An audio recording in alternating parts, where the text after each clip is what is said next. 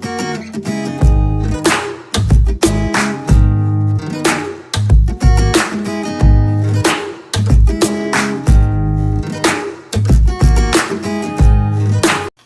and welcome to this edition of the Honey-Do List. Today we're going to be working on some sheetrock repair.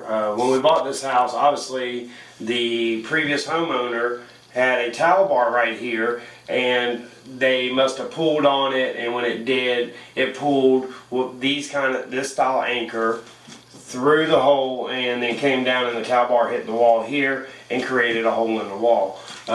Some of the products that we're going to be using, or one of the products we're going to be using, is made by HDX. It's a wall repair patch. What it is, it's a metal backing with a wire mesh on top and an adhesive back. These are designed to fix pretty much any hole in your house that's created, into the sheetrock, created either by a door slamming backwards, somebody pulling a towel bar off the wall, or just somebody knocking a hole in the wall with a piece of furniture or whatever. There is some instructions on the back, and a few of the things they say is make sure you trim back the wallpaper so you can get a nice flat, even patch surface and an area to spread your mud out once it's applied.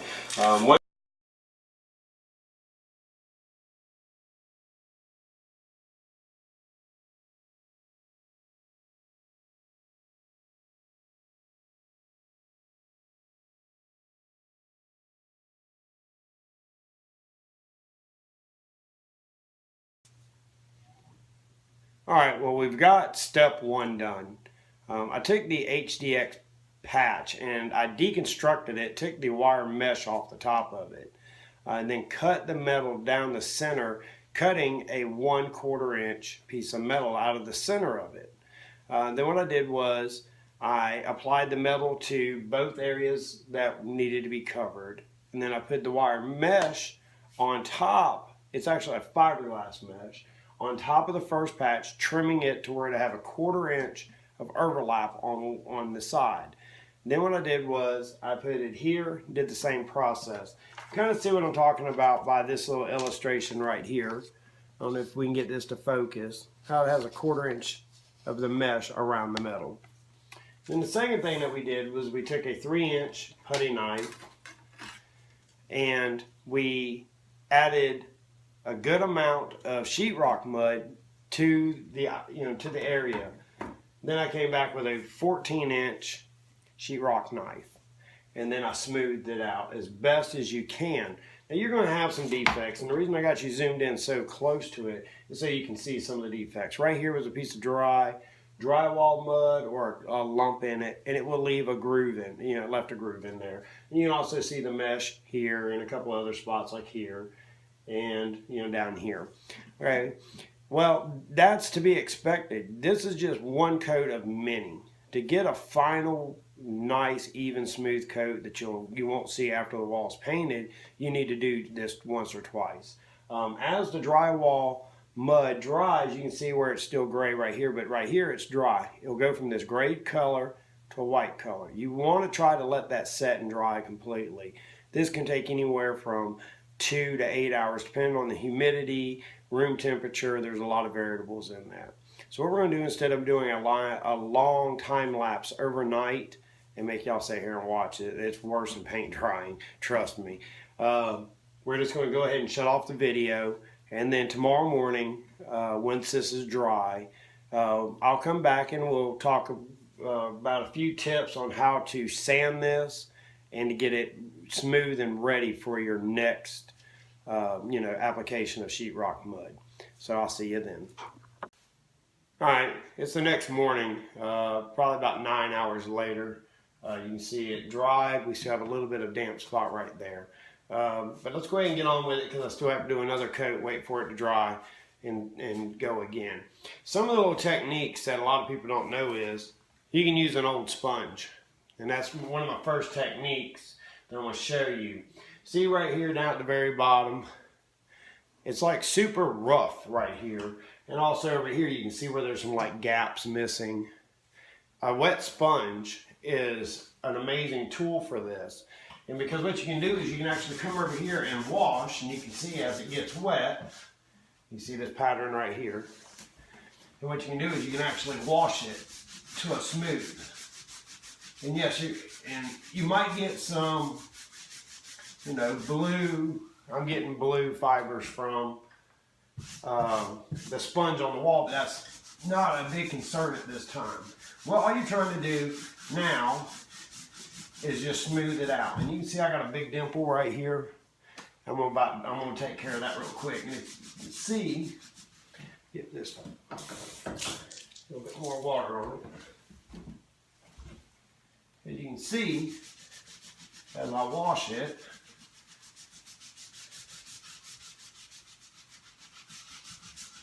it's getting smoother and smoother. And what you don't want to do is to soak it. This is just damp. This will take a few seconds, a few minutes probably. Probably less than 20 minutes to dry, because I'm not really soaking it completely. All I'm doing is using a damp, and make sure you wring it out thoroughly before you do this. And then you can just kind of go over your areas and smooth it out. Okay, that's technique number one. Okay, we're just going to do this little spot right there. All right, that's technique number one. Technique number two is with sandpaper. This is a number 400 grit. A lot of people, you can use 200. You can use an orbital sander. You can use a block sander. Either way you do it, it's going to make a ton of dust. Two things that you can do is, you can hold a vacuum cleaner hose as you sand, and it'll suck most of the dust in. You're still going to have dust. So on the first coat, I normally will just hit it with the sponge, the whole patch, and kind of get it smooth, because I still have to come in. Only thing I'm trying to do is the raised edges. I got some trash, something that sticks up above smooth. You just want to get that off.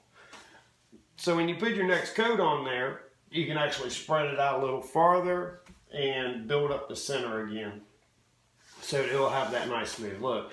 But when you sand, I see a lot of people and they'll sit there and they'll go like this in the one spot.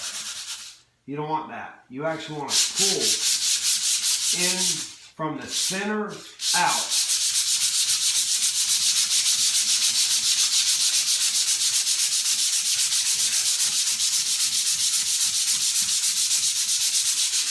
All right, now I have that groove right there. I'm going to go all the way past it. I'm going to go up to here. I'm going to go all the way past it and back down.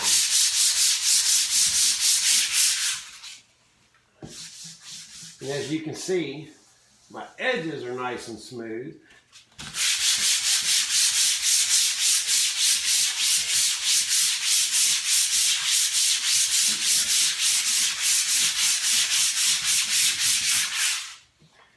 You can actually see how it's smoothing out very nicely right there. Okay. But you can see the amount of dust that was created just in that little bit of sanding. So, what I would prefer to do, like I said, I'd wipe it down, wash it down like this, because these edges are now smooth. You can do that or this. If you do the sanding, yes, you might get a lot of dust, but it's an immediate. You can sand it and go right back on with your sheetrock mud.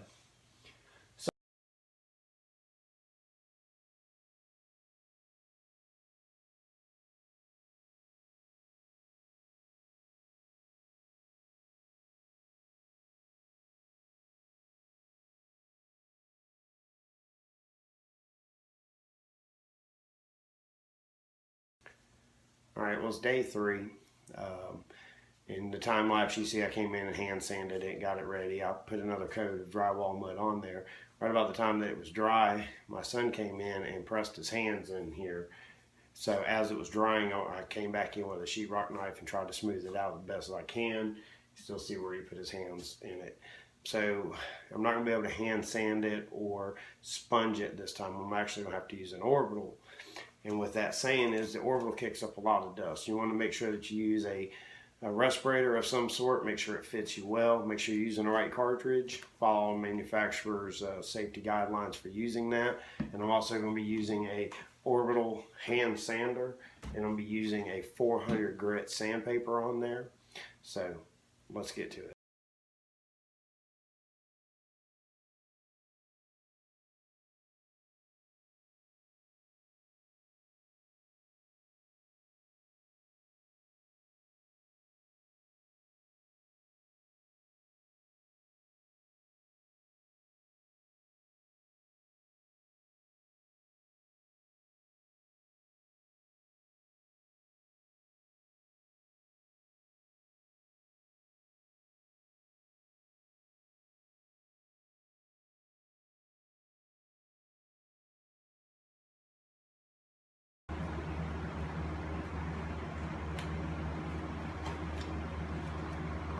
Alright, now that you see that we've used the orbital sander, you can see it's a lot smoother. Went back over it with a wet sponge just on my edges. I do have a few thin spots. I have one here, and I have a dimple in a couple spots where my son had touched it. I'm not really concerned with those at this time, because what I'm going to do is I'm going to come back in and I'm going to wait till it's completely dry, and then I'll do a small patch job to these little holes right there. I'll just take a 1-inch putty knife with some sheetrock mud, and I'll put it over that hole, wait for it to dry, and then lightly sand. One of the things, and I've mentioned this in the first part of it, one of the reasons why you don't use an orbital sander, let me get it out of the holder, and I'll show you the dust that builds up. You see this right here? This is the dust that builds up from using an orbital sander. That's one of the reasons I like to use the sponge, is because, let's see if I can get this back in its holder real quick. One of the reasons I don't like using an orbital sander is because it creates so much dust. Get this back on the tripod.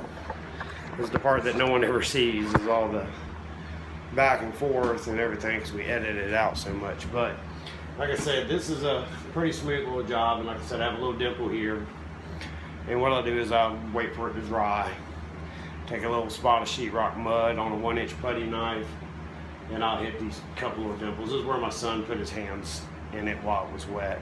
You can see how I just wiped it down. You can see how fast it's already drying, because I used just a damp sponge.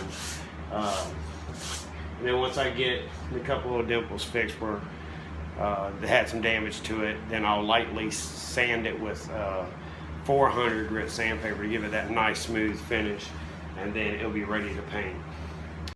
Just a quick reminder, please like our videos, subscribe, turn on your notification icon, and leave a comment. Even if you think I did this wrong, leave a comment letting us know what we did wrong, or a better way to help our viewers out.